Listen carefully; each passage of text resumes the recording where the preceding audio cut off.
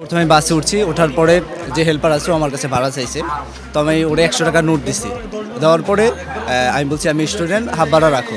তো আমার যে কার্ড, আমি কার্ডটা তারা শো করলাম, বললাম যে স্টুডেন্ট তুমি হাফ ভাড়া রাখো। বলছে যে স্টুডেন্ট কোনো হাফ ভাড়া নাই।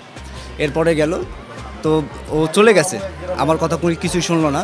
এরপর আমি বলছি এদিকে আসো। আসার পরে ওর নোটিশটা দেখাইছি, দেখো এই যে এখানে সপ্তাহে প্রতিদিন এবং 24 ঘন্টায় স্টুডেন্ট হাফ ভাড়া নোটিশও আছে, সেটা তারা দেখাচ্ছি। দেখানোর পরে সেটা স্বীকার করতেছে না। এরপরে জগলুল কাকা ওনার ফোন দিছি, দেওয়ার পর ওনার সাথে খুব বাজে ব্যবহার করছে এবং আমার বাসে যথেষ্ট খারাপ ব্যবহার করছে। এরপরে শেষে যেই মিরগঞ্জ ফেরিতে নামছি, তো আমি চা খাইতে নামছি। নামার পরে হেল্পার এবং ড্রাইভার দুজন আমার বলতেছে যে তুই তো শিক্ষার্থী, তুই তো ছাত্র, তোর কি হ্যাডাম আছে, তো যেই হ্যাডাম আছে তুই সেটা তো দেখাইছিস, জগলুরে ফোন দিছিস। এর চেয়ে বড় বড় নেতা আমার পার নিচে থাকে। বলার পরে আমাকে খুব বাজেভাবে ওখানে করছে। করার পরে এরপরে যখন নতুল্লাবাদ আসে তখন বিএম কলেজের যারা শিক্ষার্থী আছে তাদেরকে আমি ব্যাপারটা জানালাম। তারপর তারা বিষয়টা জানতে আসছে যে ব্যাপারটা কি হয়েছে। এর ভিতরেই দেখলাম যে পিছন থেকে একটা লোক আসছে, একটা ছেলে। আসার পরে দেখলাম ও 2 মিনিট পরেই কিছু লোক নিয়ে আসলো। আসার পরে আমরা যারা ওখানে ছিলাম আমাদের সবার উপরে হামলা করছে। তো এই হচ্ছে সূত্রপাত আর কি। তো আমরা যারা আছে বরিশালবাসী এবং যারাই আছে, আমরা দেখছি সবসময় ম্যাক্সিমাম টাইমই মেয়ে শিক্ষার্থী আছে, তাদের সাথে খারাপ ব্যবহার করে।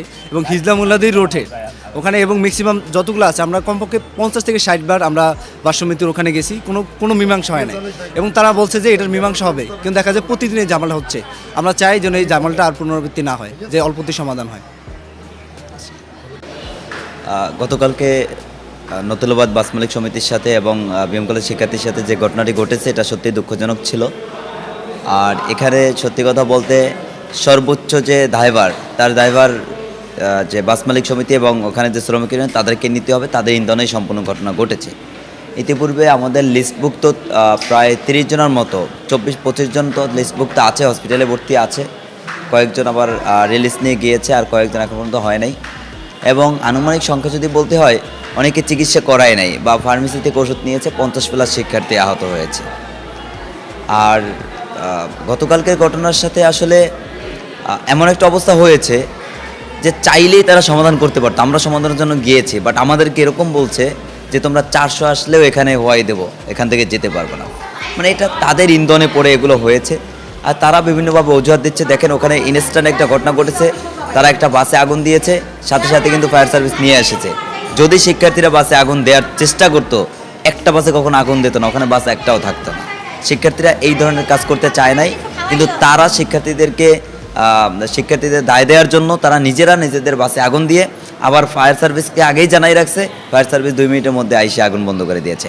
আরেকটা বিষয় যে বাস ভাঙার বিষয়, দেখেন আসলে বাস কেন ভাঙছে বা কারা ভাঙছে।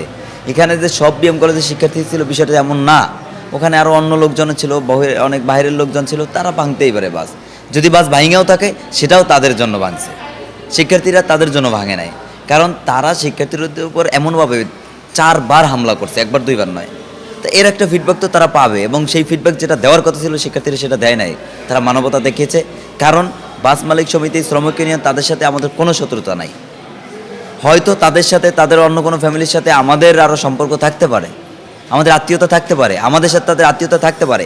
আমরা এখানে সৌহার্দ্যপূর্ণ আচরণ চাই, এবং আমরা মনে করছি যে এখন পর্যন্ত এটা নিয়ে কোনো সিদ্ধান্ত আসে নাই। কলেজ প্রশাসনের জায়গা থেকে অধ্যক্ষ মহোদয় চেষ্টা করে যাচ্ছেন যে এটা সহজে যাতে সমাধান হয়ে যায়। তো তারা যে দুঃসাহসটা গতকালকে দেখিয়েছে, আমি মনে করি যে এরকম দুঃসাহস আগামীতে আর দেখাবে না। আর শিক্ষার্থীদের জায়গা থেকেও আমি মনে করি যে আমাদের আরেকটু সহনশীলতার পরিচয় দেওয়া উচিত, এবং ভবিষ্যতে আমরা সেই পরিচয়টি দিব বলেই মনে করছি। হিজলা থেকে আসার পথে 4 জন ছাত্র উঠছে, তাদের সাথে হাফ ভাড়া নিয়ে কথা তর্ক বিতর্ক হয়েছে। তারা ফুল ভাড়া দেবে না, গাড়ির স্টাফে বলছে আজকে শনিবার বন্ধ, শুক্রবার বন্ধ, এই 2 দিন অন্তত ফুল ভাড়া দেন। তারা দেবে না, তা নিয়ে ঝগড়াঝাটি হয়েছে। এবং পরবর্তীতে ওই ছাত্ররা আবার ফোন দিয়ে এখানে ছাত্র আইনে জড়ো করছে।